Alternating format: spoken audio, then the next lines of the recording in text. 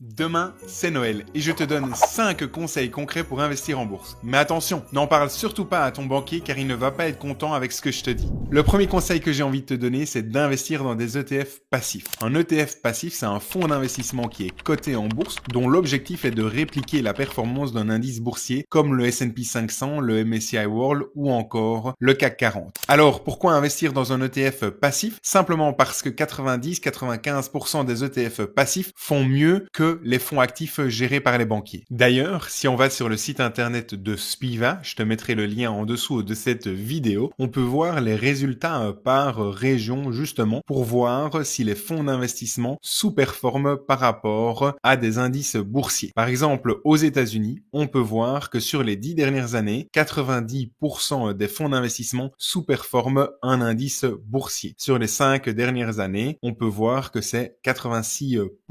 On peut voir également l'information pour l'Europe. Pour l'Europe, on peut voir que sur les 10 dernières années, 92% des fonds d'investissement actifs sous-performent un indice boursier. Si on prend même des périodes plus grandes, par exemple sur les 20 dernières années, on peut voir que aux États-Unis, 95% des gestionnaires actifs n'arrivent pas à battre des ETF passifs. Malgré le fait que toutes les études académiques et les études professionnelles montrent que 90-95% des gestionnaires actifs n'arrivent pas à battre la bourse sur une période de long terme, nous, en Belgique, en France, on n'investit pas assez dans des ETF passifs. Il y a une étude très intéressante faite par BlackRock qui montre que en Allemagne, 40% des investisseurs en bourse investissent dans des ETF passifs, alors qu'en Belgique, c'est à peine 16% et en France, c'est 8% des investisseurs en bourse qui investissent dans des ETF passifs. Il est donc temps que ça change et il est temps d'investir dans des ETF passif. La deuxième chose importante à faire, c'est de vérifier les frais. Début d'année prochaine, prends le temps de demander à ton conseiller, à ton banquier, les frais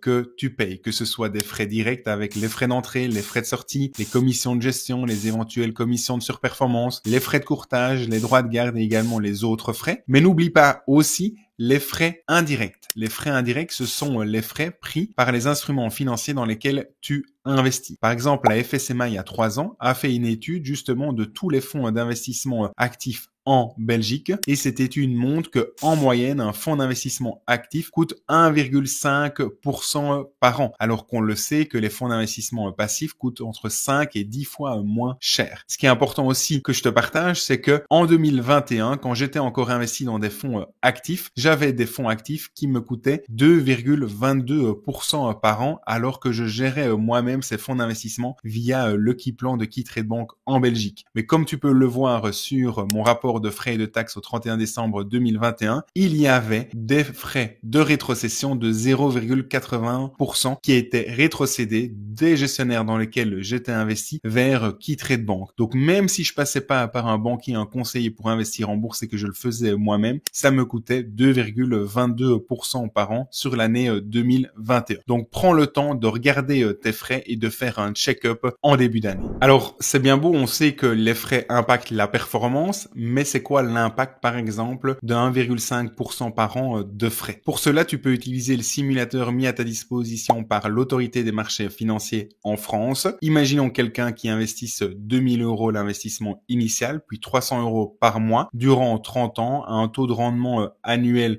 de 7% brut avec des frais d'entrée de 1% sur chaque versement et le versement initial bien entendu et des frais totaux de 1,5%. À ce moment-là, quand on fait l'estimation, un portefeuille sans frais aurait eu plus de 365 000 € de valeur, mais là, avec des frais d'entrée de 1% et des frais courants de 1,5%, on voit que ça a un impact de près de 96 000 €. Donc le portefeuille, au lieu d'être à 365 000 €, n'est qu'à 270 000 € parce qu'il y a près de 100 000 € qui sont perdus en frais. Si on fait maintenant la même simulation avec 0% de frais d'entrée et des frais annuels courants de 0,2% au lieu des 1,5% par an, alors à ce moment-là, le portefeuille est à plus de 351 000 €. Donc on voit dans cette petite illustration l'impact des frais qui fait que si on choisit des ETF passifs et qu'on arrive à investir de manière structurée en bourse sur une période de 30 ans, dans cette simulation, l'investisseur va payer plus de 80 000 € de frais en moins s'il investit finalement au travers d'ETF passifs par rapport à une situation où il passerait par des fonds d'investissement actifs qui coûtent 1% de frais d'entrée à chaque versement et 1,5% de frais courants annuellement. Avant de te présenter les 3 prochains conseils concrets, pense à t'abonner à cette chaîne. Tu peux également cliquer sur la petite cloche ici à droite pour justement être notifié toutes les 2 semaines d'une nouvelle vidéo. Un immense merci pour ton soutien, ça m'aide vraiment à essayer de réaliser mon rêve qui est d'aider 1 million de personnes à mieux comprendre la bourse et les investissements. 3e conseil concret, ne fais pas de stock picking, n'achète pas des actions individuelles. Il y a plus de 50 000 sociétés cotées en bourse dans le monde. Comment tu vas faire pour sélectionner les meilleures sociétés dans lesquelles investir? Comment tu vas faire pour ne pas investir dans les pires sociétés? C'est vraiment extrêmement compliqué. Être analyste financier, ça s'improvise pas. Même les analystes financiers, 90-95% d'entre eux n'arrivent pas à battre la bourse. Comment toi, comment moi, on pourrait battre la bourse en faisant du stock picking? Pour ma part, j'ai perdu énormément d'argent, 60% de mes économies en faisant du stock picking entre 2013 et 2015, notamment avec l'action Oxurion, et c'est la raison pour laquelle je ne fais plus du tout de stock picking. C'est extrêmement compliqué. Par contre, je me rends compte que 43% des Belges investissent dans des actions individuelles d'après l'étude de BlackRock. Donc c'est vraiment important de se rendre compte que investir dans des actions individuelles, c'est extrêmement compliqué. Ça demande des semaines, voire des mois de travail, et 99% de la population n'a pas le temps pour faire du stock picking. Donc vraiment, je t'invite à arrêter le stock picking et à investir dans des ETF passifs comme je t'ai déjà expliqué au premier conseil. 4e conseil concret, ne fais pas de market timing. Le market timing, c'est ce doux rêve qui consiste à penser qu'on peut acheter bas, profiter de la hausse des marchés et vendre avant un crash boursier. Pour moi, c'est un rêve et ça restera un rêve. C'est impossible pour moi de prédire la bourse. C'est impossible pour moi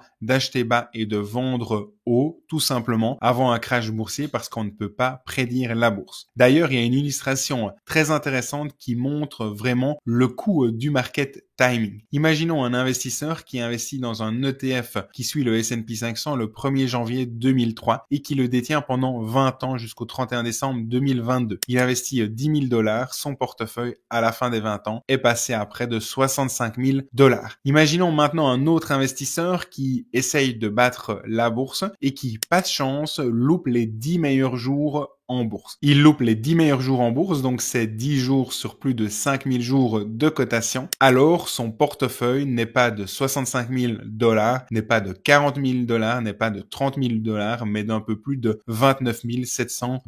Donc, on voit vraiment le manque à gagner important de louper les meilleurs jours en bourse. Pour avoir les meilleurs jours en bourse, il faut passer par les pires jours en bourse. Pourquoi? Parce que 70% du temps, les meilleurs jours en bourse arrivent dans les 2 semaines qui suivent les pires jours en bourse. Donc, pour avoir les meilleurs jours en bourse, il faut passer par les pires et il faut accepter cela. Si on veut éviter les pires jours en bourse, on s'expose à louper les meilleurs jours en bourse et si on loupe les meilleurs jours en bourse, alors à ce moment-là, le portefeuille va grandir beaucoup moins vite qu'un investisseur qui achète et qui détient sur du long terme sans faire de prévision. Le 5e conseil concret que j'ai envie de te partager, c'est de prendre le temps de te former. Même si le secteur financier n'a aucun intérêt à ce que tu prennes le temps de te former, c'est important de le faire parce que le secteur financier ne le fera pas à ta place. D'ailleurs, je te partage une petite anecdote qui m'a été envoyée récemment par une personne, appelons-la Stéphane, qui me dit ceci. Je suis assureur et je vends des assurances vie. Malheureusement, je dois reconnaître que je propose souvent des produits auxquels je ne crois pas totalement car je suis convaincu que chacun peut gérer ses investissements par lui-même. C'est un aspect de mon métier que je regrette malheureusement. Cela fait plusieurs années que je suis pris dans cet engrenage, mais j'ai récemment ouvert les yeux. Aujourd'hui, j'essaye d'éduquer mes clients pour qu'ils soient plus autonomes, même si cela ne plaît pas toujours à mes supérieurs. Je préfère fidéliser mes clients grâce à des conseils de qualité et d'autres types de produits, plutôt que de les rendre dépendants du système bancaire financier qui nous a été inculqué. Et effectivement, le secteur bancaire n'a aucun intérêt à ce que tu prennes le temps de te former. Pourtant, je trouve que c'est important de se former pour 3 raisons. La première, c'est mieux comprendre ce dans quoi tu es investi. La deuxième, c'est de pouvoir décider en toute connaissance de cause ce que tu veux faire avec ton argent. Et la troisième raison pour laquelle c'est important de prendre le temps de te former, c'est de devenir autonome et de plus dépendre d'une personne ou d'un secteur en particulier. Alors, si on récapitule ensemble les 5 conseils que j'ai envie de te partager pour investir en bourse, mais qu'il ne faut surtout pas dire à ton banquier, c'est d'investir dans des ETF, c'est de vérifier tous les frais, surtout ne fais pas de stock picking, surtout ne fais pas de market timing et prends le temps de te former. De mon côté, j'investis tous les mois dans des plans d'épargne en ETF et je suis pas le seul à le faire. D'après une étude récente d'Extra ETF,